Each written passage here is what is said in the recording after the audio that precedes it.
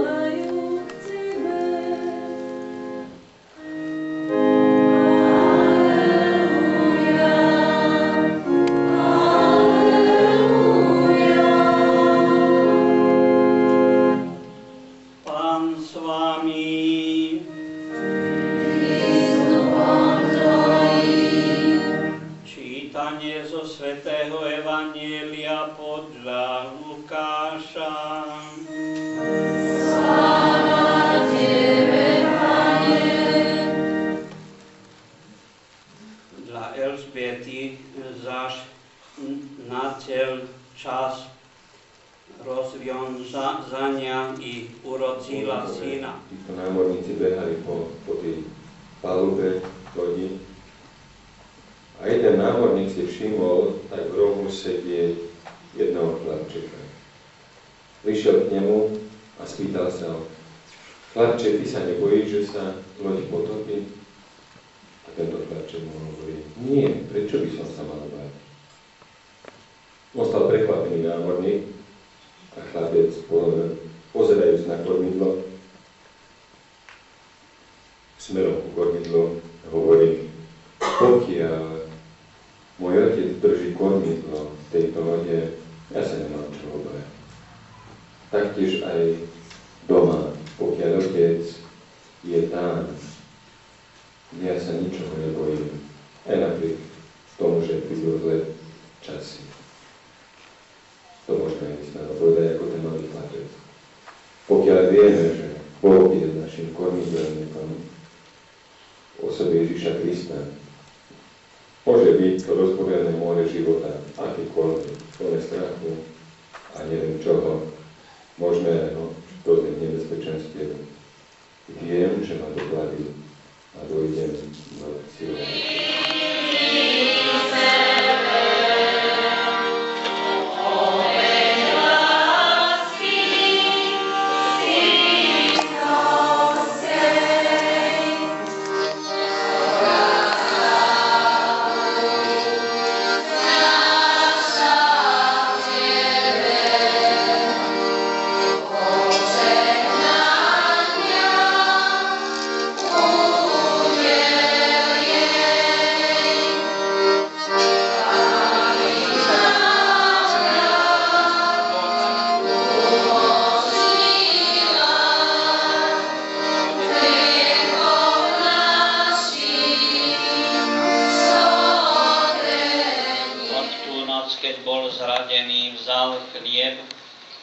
Vzdával ti vďaky a dobrorečil, lámal ho a dával svojim učeníkom hovoriac: vezmite a jedzte z neho všetci, toto je moje telo, ktoré sa obetuje.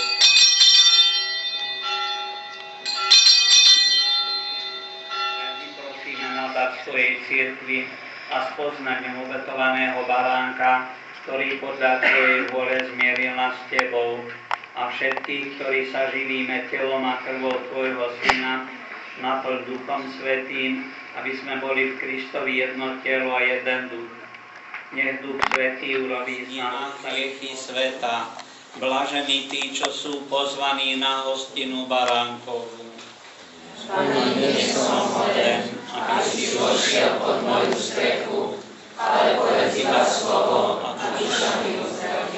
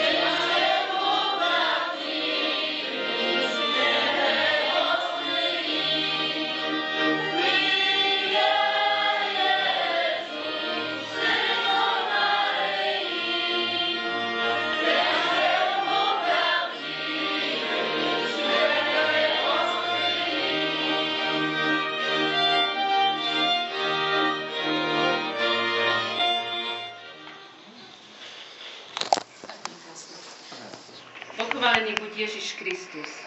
Milí duchovní otcovia, dovolte, aby sme vám v tejto slávnostnej chvíli, keď naša obec Jelenec žije medzinárodným folklórnym festivalom, vyslovili naše úprimné poďakovanie.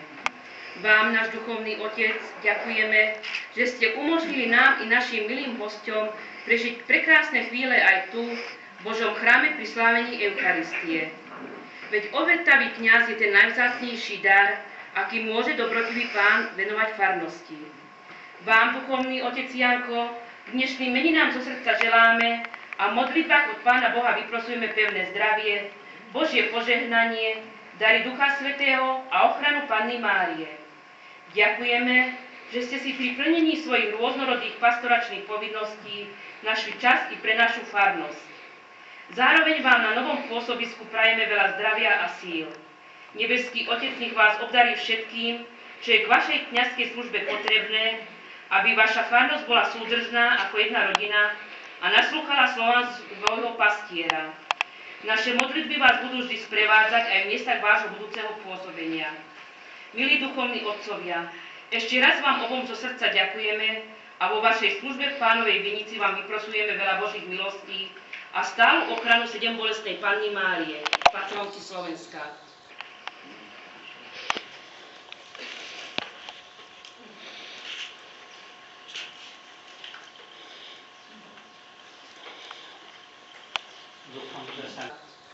Dovolte mi, aby som touto cestou mene všetkých nás tu zúčastnených poďakovala aj pani organistke Janke, pánovi Magátovi, Žofke Magátovej a mladým priateľom z Poľska za hudobný doprovod počas bohoslužby. Na radosť.